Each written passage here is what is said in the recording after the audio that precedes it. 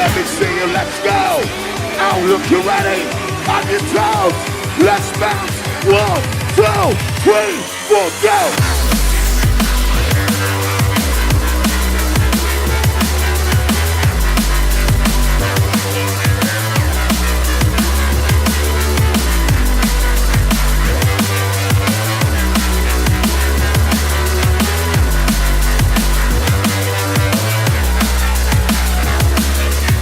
Truly honest, I wasn't prepared for the onslaught that was about to happen.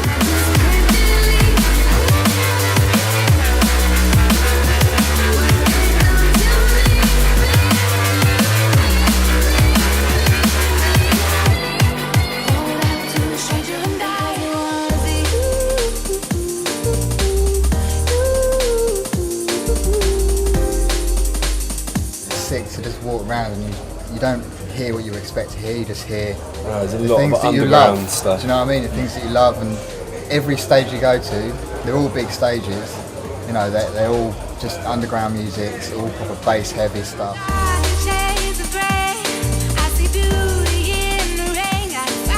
Moat is a surreal venue.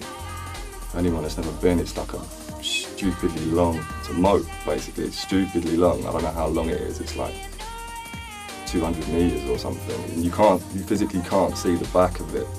So if you're on the stage and you're shouting the guys at the back, the only way you know they can hear you is if you see a finger in the air, like right on the horizon. And I didn't get to go in the crowd, but I got told that the sound was pristine all the way through.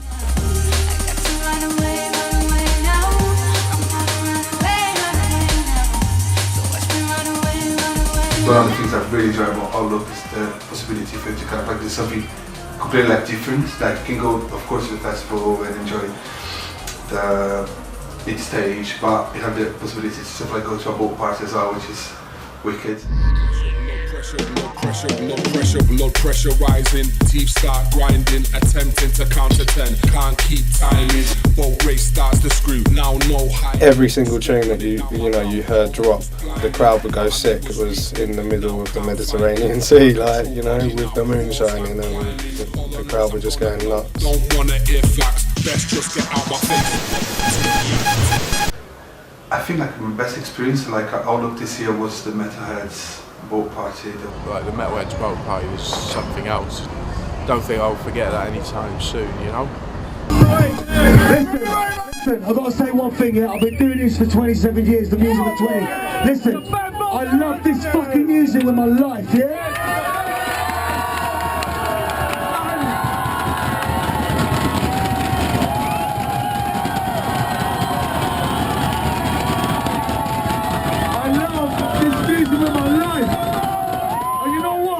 When I'm gone, at the end of the day, when you look back on this in 20 years, we made the fucking history book, yeah? We made the fucking history book.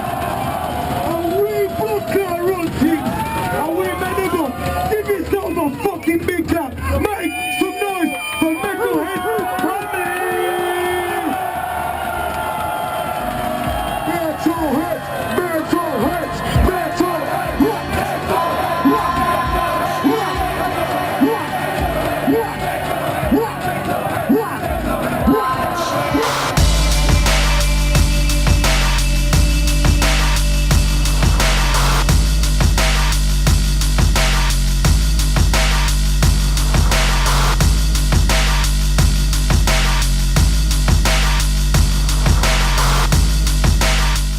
Yeah, it was definitely like one of the best sets I've enjoyed playing this year, without a doubt. It was amazing. I will see a lot of people in 5 in the morning. Yeah, it's really surprised me, and yeah, it was really cool. And I tried to give some energy to people, you know, from my music.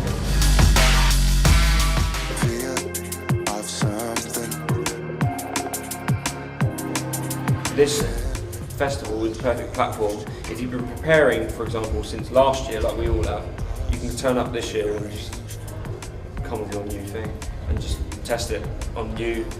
Yeah. Like the people that were most willing to accept it. So So that's what we've all done. Yeah. Well, yeah, it's great that Outlook Festival's got the sort of diversity of obviously the massive stages of the biggest labels, but then also artists like us on relatively small labels that are still getting a chance in the limelight to do what we do alongside everyone on the bigger labels as well. So it's great for that, really. And you don't see it as much at UK festivals, to be honest.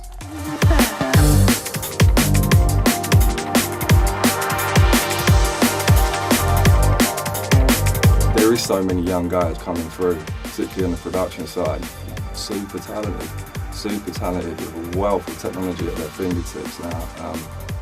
So they've got things that the guys 10, 15 years ago didn't have. You needed a lot of money to set up studios. You don't necessarily need that now.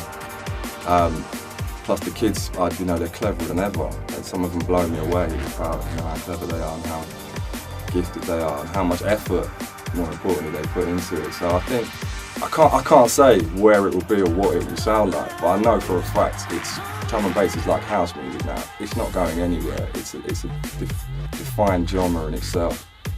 Many subgenres will come and probably drop out, but it's not a transitional music anymore. The transitional periods have been done. Like recently, there's been quite a lot of I'm not going to say older sounding, but like how like the early 2000s sort of drum and bass used to roll out hard, like Bad Company and stuff like that. Those tunes, like proper hard, proper just drum and bass lashing out sort of thing. And there's a few more of them tracks coming through now, and it's really nice to hear that sort of sound again in drum and bass, because they're the sort of ones you can just throw into a mix and just makes the crowd go fucking mental. Do you know what I mean? And that's what we like to do. We like to make people go mental. Yeah, there's a good balance. At the moment, there's a great balance of stuff coming through. Yeah, all sorts of stuff. All sorts. But then commercially, drum and bass now is bigger than it's ever been. The main game changer for me, if you will, was Dreadnought, really, Icicle SP, that kind of brought it to light to the fact where you can have a MC's lyrics over the entire tune, and it can work and it can make a dance go off. The vocal stuff, I think it's the most modern thing that everyone's using at the moment is, because like I said before, in the old days it was used, but now it seems to be, it was at a point, like saying, you had that kind of dance floor heavy stuff was used for riffs, and then obviously now people are using vocals to be more rememberable, and then people like Fresh and stuff, like who use drum and bass with a lot of vocals on, getting number ones and stuff like that. The stronger the commercial side gets, the deeper the underground gets. Like, that's how it goes, man. It's not like it's only just being commercial now. There's been people like Ronnie Size and that who were doing like releases that weren't necessarily commercial sounding, but the music went commercial because they were great tunes, and there was stuff before that and there was stuff after that. The underground always remains thinking forward and changes the game, and and the more people we've got that are doing commercial releases, the more people that maybe wouldn't have listened to drum and bass will start listening to drum and bass or get used to the tempo. Somebody give me a sign if you recognise what's coming. Who knows what's coming? Warning. Hold tight, my Australia crew. Adelaide. Big up my Adelaide crew.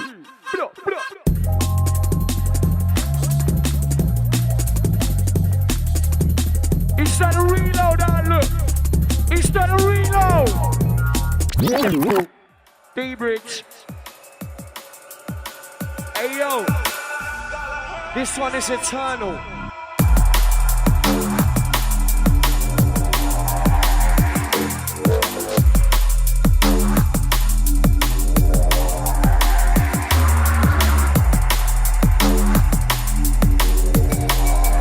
Like you have to be confined to your genre anymore. I think it's like the sort of music I make is more of an approach than a genre, and it doesn't matter if it's house, dubstep, death metal, and that should be the same. I think that should be the norm. Yeah, it's like there's, that's where we're all aiming. We're all aiming to just be, we've all got an approach. Everyone on Shogun's got an approach to music that's slightly different, and it shouldn't really matter about kind of what you make. It's just like how that takes its shape and how it relates to everyone else. And this festival is the perfect place to do it because everyone's so open-minded. I think drum and bass essentially has always been quite experimental, you know, and like quite diverse in the sounds and everything like that. But these days, like there's different genres being touched on within or from within the scene, and I think that could also take DJs to maybe different crowds, different venues, different types of parties, rather than it just being, you know, 100% drum and bass night. You might see people playing at sort of more diverse lineups and being accepted more by those crowds. I think drum and bass has always drawn influence from other genres, and that's what has drawn me to it, the versatility of drum and bass. Obviously all the other great elements as well, but it's that versatility that makes it what it is. And I don't think now, more than any other time, that it's drawn influence from other music. You could look right back to the start of jungle drum and bass, and they're just sampling other styles of music. That's how it's created. So I think it will always do that, and it will always evolve as other music does. I've said it before, and everything's been done. You know, you just got to do it again, but in your own way. It's not the be all and end all because someone's done something already. You know, because if that was the case, we'd probably do half the things we're doing now, isn't it? Watch this!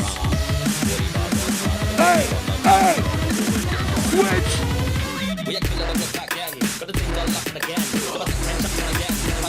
What? Select! Right.